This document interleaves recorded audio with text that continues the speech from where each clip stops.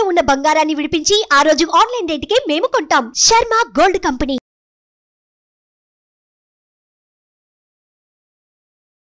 నమస్కారం, నేను మీ జాహ్నవి.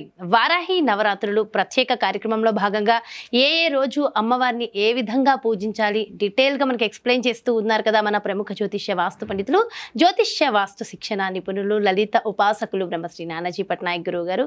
మరి 5వ రోజు అమ్మవారిని ఏ విధంగా పూజించాలనేది పూర్తి వివరాలు గురువుగారు మాటలు అడిగి తెలుసుకుందాం. నమస్కారం గురువుగారు. శ్రీమాత్రే నమః. అయితే గురువుగారు 5వ రోజు బుధవారం వచ్చింది. మరి బుధవారం నాడు ఆ రోజు యొక్క విశిష్టత ఏమిటి? అమ్మవారిని ఏ విధంగా పూజించాలంట? ఎప్పుడైనా గుర్తుపెట్టుకోండి అమ్మా, అమ్మవారు బుధవారం నాడు ఎవరైనా పూజ చేస్తే, ముఖ్యంగా నారాయణుడి యొక్క పూజ, ముఖ్యంగా బుధవారం వచ్చినప్పుడు ఏంటంటే ఈ మనకి అమ్మవారు వరాహి అమ్మవారి పూజ చేసే ముందు ఖచ్చితంగా మనం వరాహ స్వామిని కూడా తలుచుకోవాలి, మనసులో తలుచుకొని పూజ ప్రారంభించాలి. అయితే బుధవారం ఎప్పుడు కూడా విష్ణు శక్తి పెరుగుతుంది మనం పూజ చేసాం అంటే, బుద్ధిశక్తి. కొంతమంది చూడండి వ్యాపారాల్లో నష్టం వస్తుంది, లేకపోతే చిన్నపిల్లలు అయితే ఎడ్యుకేషన్లో రాణించలేకపోతున్నారు, చదువులో రాణించలేకపోతున్నారు, వ్యాపారంలో రాణించకపోతున్నారు, బంధువర్గంలో ఎప్పుడు ఏదో ఒక గొడవలు ఉన్నాయి అనుకోండి.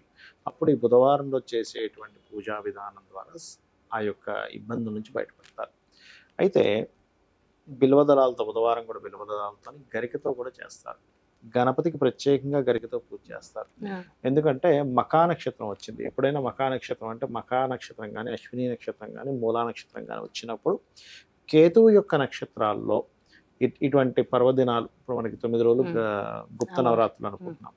ఈ గుప్త నవరాత్రుల సందర్భంగా ఎప్పుడైనా సరే ఇలా అశ్విని మకా మూలా నక్షత్రాల్లో కనుక బుధవారం వస్తే ఆ రోజు ప్రత్యేకంగా గణపతి ఆరాధన బ్రహ్మాండంగా పనిచేస్తుంది.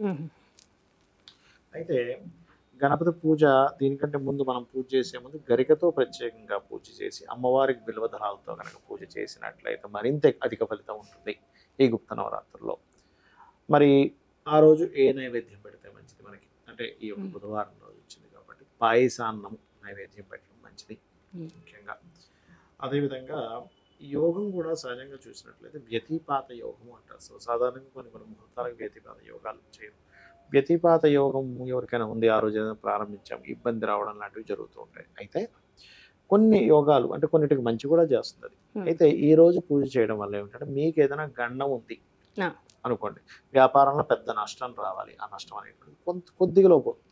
అంటే 10 కోట్ల నష్టం రావాలి, 1 లక్షలో 2 లక్షల్లో పోతుంది. అంటే ఎగ్జాక్ట్లీ అంత అమౌంట్ అని కాదు చెప్తున్నా, స్థాయిని బట్టి వాళ్ళకి క్లియర్ అవుతుంది. బంధువర్గంలో ఏదైనా డిస్టర్బెన్స్ వచ్చి ఒక్కోసారి బంధువర్గంలో విడిపోవడాలు జరుగుతున్నాయి, అటువంటివి క్లియర్ అవుతుంది. ఎందుకంటే బుధవారం బుధుడు కారకుడు, కమ్యూనికేషన్స్ కారకుడు కదా. మీకుండే మిస్కమ్యూనికేషన్, అది భార్యాభర్తల మధ్యన కావచ్చు, తల్లిదండ్రుల మధ్యన కావచ్చు, ఫ్రెండ్స్ మధ్యన కావచ్చు, బాస్ అండ్ వీళ్ళ మధ్యన కావచ్చు, బుధవారం రోజు అమ్మవారిని ఆరాధించడం అనేటువంటిది ఈ యొక్క ఫలితాలు మంచి ఫలితాలుగా వస్తాయి. అయితే బుధవారం నాడు పెసలతో చేసిన పదార్థం కూడా మంచిదే చెప్పాలంటే. పెసలతో చేసిన పదార్థం, ఇంకొంతమంది అయితే ఏం చేస్తారంటే కాయగూరలతో, ఆకుకూరలతో చేసినటువంటిది ఏదైనా మంచి పదార్థాన్ని, అంటే మిక్స్డ్ వెజిటేబుల్స్ ఆకుకూరలు సంబంధించిన అట్లాంటివి కూడా అమ్మవారికి నైవేద్యంగా పెడతారు. అంటే ఏంటంటే అది ఆనందం. అదే పాలకూర అన్నము అలాంటివి చేస్తారు. పాలకూర అన్నం, ఇప్పుడు పులిహోర ఎట్లా చేసాము పాలకూర అన్నం పెడుతుంటారు. అయితే గోవు దగ్గరికి వెళ్ళి గోవును తినిపించేటువంటి విధానంలో చూసుకున్నట్లయితే బుధవారము కేతువు యొక్క నక్షత్రం అయింది కాబట్టి గ్రాసము మరియు గోంగూర గోవుకు తినిపిస్తే మంచిది. నవగ్రహాల్లో బుధ కేతు గ్రహాల దగ్గర దీపారాధన చేస్తే మంచిది. అంటే ఇక్కడ ఏంటంటే మనం గ్రహ అనుగ్రహము పెంచుకుంటున్నాము, దేవతా అనుగ్రహం పెంచుకుంటున్నాము. మిగతా రోజులు వేరు, ఈ నవరాత్రులు వేరు. నవరాత్రుల్లో ఏంటంటే ప్రత్యేకంగా అమ్మవారి శక్తి అధికంగా ఉంటుంది కదా, వైబ్స్ చాలా మనకి గాల్లోనే వైబ్స్ ఉంటాయంటారు. మనం ఇప్పుడు చూడండి, ఈ యొక్క వరాహి అమ్మవారి యొక్క దీంట్లో కూడా మనం వరాహమూర్తి భూమిని నీళ్ళల్లో, ఆ రాక్షసు నీళ్ళలో పడేసి తెచ్చాడంటాం.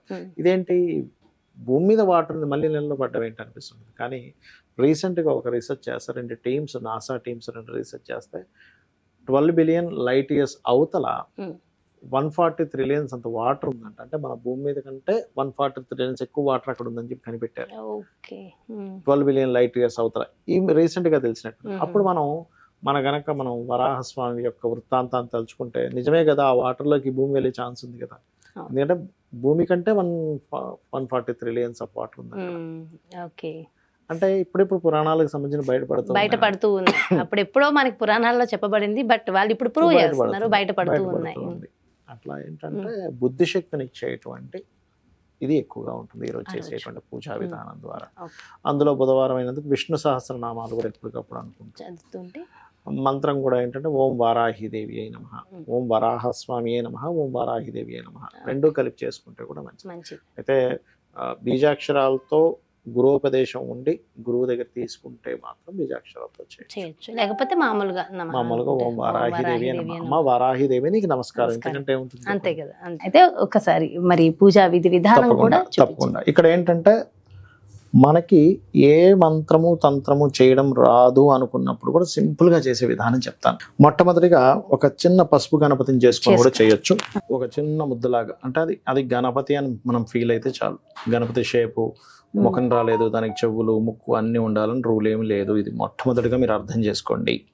గణపతి పూజ చేయాలి ఇప్పుడు కూడా. ఇప్పుడు సహజంగా అయితే శుక్లాంబరధరం విష్ణు అనేటువంటి చదువుతాం, లేదా గణానాం త్వా గణపతి కుంభమామసే అని చదువుతాం. మీకు గణపతి మంత్రం కూడా రాదు. ఓం మహాగణాధిపతయ నమః అనుకుంటూ 11 సార్లు ఇక్కడ ఏం సరిపోతుంది. ఓం మహాగణాధిపతయ నమః, ఓం మహాగణాధిపతయ నమః, ఓం మహాగణాధిపతయ నమః. మనసుని పెట్టి మనసుతో చేయాలి.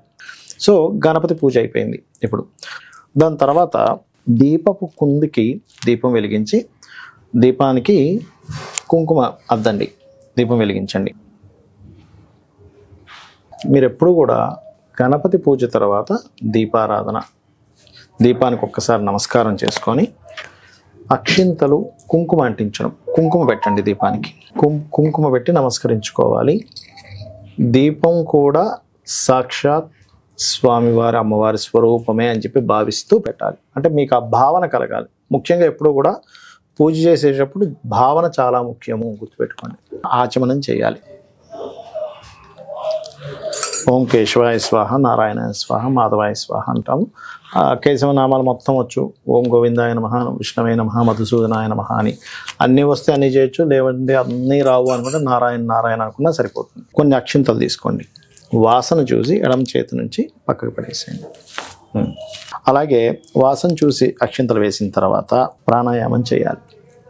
ఇలా ముందు ఎడమ ముక్కు నుంచి తీసుకొని, కొంతమంది కుడి ముక్కు నుంచి కూడా తీసుకుంటారు, బ్లాక్ చేసి మళ్ళీ వదనం ప్రాణాయామం చేయాలి. ఎందుకు ప్రాణాయామం చేస్తామంటే మనకి నెగిటివ్ ఎనర్జీ అనేటువంటిది ఇంకా ఏదైనా లోపల ఉన్నా కూడా మనం పూజ చేస్తున్నప్పుడు ఎక్కడ ఏ ఆటంకం కలగకుండా ఉండడానికి. అలాగే ఇది అయిన తర్వాత సంకల్పం చెప్పుకోవాలి. సంకల్పం అంటే అందరికి మంత్రోత్సంగా రాదు. అమ్మ నేను నీకు పూజ చేస్తున్నాను, నాకు ఇప్పుడు ఉన్నటువంటి ఇబ్బంది ఇది ఉంది, మీ గోత్రము నామము చెప్పుకొని.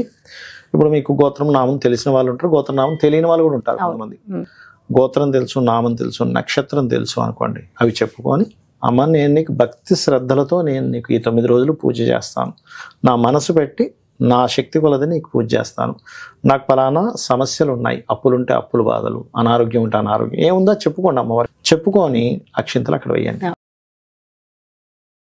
దీని తర్వాత గంటానాథం తీసుకోండి. గంటని వాయిస్ కూడా మంత్రం ఉంటుంది. కాకపోతే ఇక్కడ మనకి ఏంటంటే అంతా కూడా మనకి మంత్రం రాని వాళ్ళ కోసం ప్రత్యేకంగా చేసే విధానం చూపిస్తున్నాం. అందుకని ఏంటి, వారాహిదేవి నమః అనుకుంటూ గంట వాయించవచ్చు, తప్పులేదు.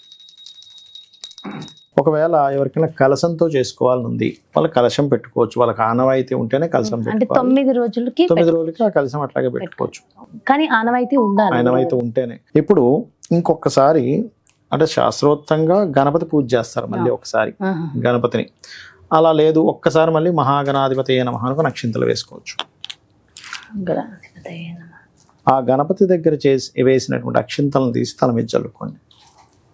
అంటే మీకు గణపతి పూజ ఎందుకు చేస్తామంటే ఈ పూజలో ఎక్కడా కూడా మనకి ఆటంకం కలగకుండా స్వామివారిని చూడమని చెప్పి మనసులో అనుకోవాలి. అంటే ప్రాణ ప్రతిష్ఠ అంటారు. వారాహి తల్లి నాకు ఆ మంత్రాలు తంత్రాలు ఏమి తెలియవు కాబట్టి నువ్వు ఇక్కడికి వచ్చి ఉంటున్నావు, నువ్వు ఉంటున్నావు అని భావిస్తున్నాను అని మనస్ఫూర్తిగా అనుకొని వేయండి. అంటే ఏమిటంటే మీ భావన ముఖ్యం ఇక్కడ. అదేవిధంగా మరొక విషయం ఏంటంటే ఆవాహనం. అంటే ఇప్పుడు చూడండి, మన ఇంటికి ఒక అతిథి వస్తాడు, రాండి రాండి అని చెప్పి పిలుస్తాం కదా. అలాగే అమ్మవారిని పిలిచినట్టుగా ఒక ఆవాహనం పిలిచిన ఒక కుర్చీ వేస్తాం కదా, అలా అక్షింతలు చల్లాలి. ఆవాహనం స్వామి అమ్మ నేను నీకు ఆవాహనం పలుకుతున్నాను. ఆసనం అంటే ఒక సీట్ వేస్తాం, లోపలికి పిలిచాము. ఇప్పుడు అమ్మ లోపలికి రా అమ్మ, మా ఇంట్లోకి వచ్చావు తల్లి, నీకు నమస్కారం, మా ఇంట్లోకి వచ్చింది నీకు నమస్కారం, ఇక్కడ కూర్చో తల్లి అని అనుకొని అక్షింతలు వేస్తున్నాం. మళ్ళీ దాని తర్వాత పాఠ్యం సమర్పయామి అంటారు మనకు పూజలో. అంటే ఏమిటి, అమ్మవారికి కూడా ఏంటంటే కాళ్ళు కడుగుతున్నాం అనే భావంతో నీట్గా ఉంది ఈ నీరు. అది ఆచమనం చేసిన వాటర్ కాకుండా సపరేట్ వాటర్ తీసుకోవాలి. ఇప్పుడు అందుకే 2 కలశాలు పెట్టమన్నారు. అంటే ఏంటి, ఇలా చూపించి పక్కన ఇంకో గిన్నెలో వేస్తారు, ఇలా చూపించి ఆ గిన్నెలో వేసేసేయండి. అంటే కాళ్ళు కడిగినట్టుగా అనమాట. కాళ్ళు కడుగుతున్నాను తల్లి, నీ యొక్క పాదాలు కడుగుతున్నాను. అదేవిధంగా స్నానం కూడా చేయించినట్టుగా, స్నానం చేయించినట్టుగా. దాని తర్వాత మనం ఏం చేస్తాం, వస్త్రం ఇస్తున్నాం అమ్మవారికి. అంటే మన ఇంటికి వచ్చిన అమ్మవారికి ఇవన్నీ చేస్తున్నాం, ఒక గెస్ట్ లాగా వచ్చిందని ఫీల్ అయ్యి. యజ్ఞోపవీతము అంటారు. అంటే యజ్ఞోపవీతాన్ని కూడా ఇస్తారు అమ్మవారికి. యజ్ఞోపవీతం అని దూదితో ఇస్తాం, మళ్ళీ దూదిని ఇవ్వడమే. ఇప్పుడు ఏం చేయాలంటే నెక్స్ట్ గంధము తీసుకోండి. ఎందుకంటే అమ్మవారికి ప్రత్యేకంగా గంధంతో చేయాలి పూజ. వరాహి అమ్మవారి అష్టోత్తరాలతో, లేదంటే ఓం వారాహిదేవి అయి నమః, ఓం వారాహిదేవి అయి నమః. గంధం పూజ అయిపోయింది. దాని తర్వాత పుష్పం తీసుకోవాలి. పుష్పాలు తీసుకొని అష్టోత్తరం వస్తే పుష్పాలు, లేదా ఓం వారాహిదేవి అయి నమః అనుకుంటే పుష్పాలతో పూజ చేయాలి. వారాహి స్తుతి లేదా అష్టోత్తరాలు చేసుకునే వాళ్ళు అష్టోత్తరం చేసుకోవచ్చు. వస్తే కనుక, లేదంటే ఓం వారాహిదేవి అయి నమః అనుకుంటూ చేసుకోవచ్చు. దాని తర్వాత ధూపం చాలా ప్రీతి అమ్మవారికి, ధూపాన్ని చూపించండి. దాని తర్వాత దీపాన్ని చూపించండి. దీపాన్ని ఒకసారి ఇలా చూపించండి, అమ్మా నీకు దీపాన్ని చూపిస్తున్నాను అనేటువంటి భావన ముఖ్యమండి ఇక్కడ. ఎప్పుడైనా సరే దీపాన్ని చూపించండి. అదేవిధంగా నైవేద్యం ఎప్పుడు కూడా అరటిపళ్ళు ఇలా ఉంటాయి కదా, ఈ అరటిపండు ఒలవాలి ఎప్పుడు కూడా. మనం చాలా మంది ఏం చేస్తారు, అలా పెట్టేస్తారు. అలా ఒలిచి దీనికి నీరుని ఇలా చూపించి, మీరు ఇలా చూపించవచ్చు, అమ్మ నీకు ఇస్తున్నాను. తాంబూలం ఒక ఆకు ఒక్క తీసుకొని తాంబూలాన్ని పెట్టాలి. మీరు తాంబూల సమర్పయామి అనుకోవచ్చు. తాంబూల సమర్పయామి అని మనస్ఫూర్తిగా తాంబూలం ఇచ్చిన తర్వాత మీరు కర్పూరం హారతి ఇవ్వండి. ఎప్పుడు కూడా వాటర్ ఇవ్వండి. ఎప్పుడు కూడా ఇలాగా తిప్పాలన్నమాట. దీనికి ఇలా ఓకే వేసి చూపించాలి. దాని తర్వాత మంత్రపుష్పం చదువుతారు. అండ్ అక్షింతలు అంటే పుష్పాలు, కొన్ని అక్షింతలు తీసుకొని ఆత్మ ప్రదక్షిణం చేసుకున్నట్టుగా చేసుకొని అమ్మవారి దగ్గర వదిలేసేయడమే. క్షమాపణ, అమ్మ నా వల్ల ఏదైనా తప్పు జరిగితే క్షమించు అని చెప్పి అనుకుంటే సరిపోతుంది. పూజలో నాకు ఏదైనా తెలియకో ఏదైనా తప్పు జరిగింది క్షమించు. అప్పుడు ఏమవుతుందంటే మీరు చేసిన పూజలో ఎక్కడైనా మీకు తెలియకుండా ఏదైనా ఫాల్ట్ జరిగింది, అమ్మ క్షమిస్తుంది. ఇది పూజా విధానం. సో చూసారు కదండి, మరి ఇది వారాహి నవరాత్రుల్లో 5వ రోజు బుధవారం నాడు మనం అందరం కూడా ఆచరించవలసిన విధి విధానం ఏమిటి, కలిగే ఫలితం చాలా చక్కగా వివరించారు కదా గురువుగారు. మరో ప్రత్యేకమైన కార్యక్రమంతో మళ్ళీ మీ ముందుకు వచ్చేస్తాను. నమస్కారం. సుమన్ టీవీలో మీ పర్సనల్ అండ్ బిజినెస్ ప్రమోషన్స్ కోసం కింది నెంబర్కి కాంటాక్ట్ చేయండి.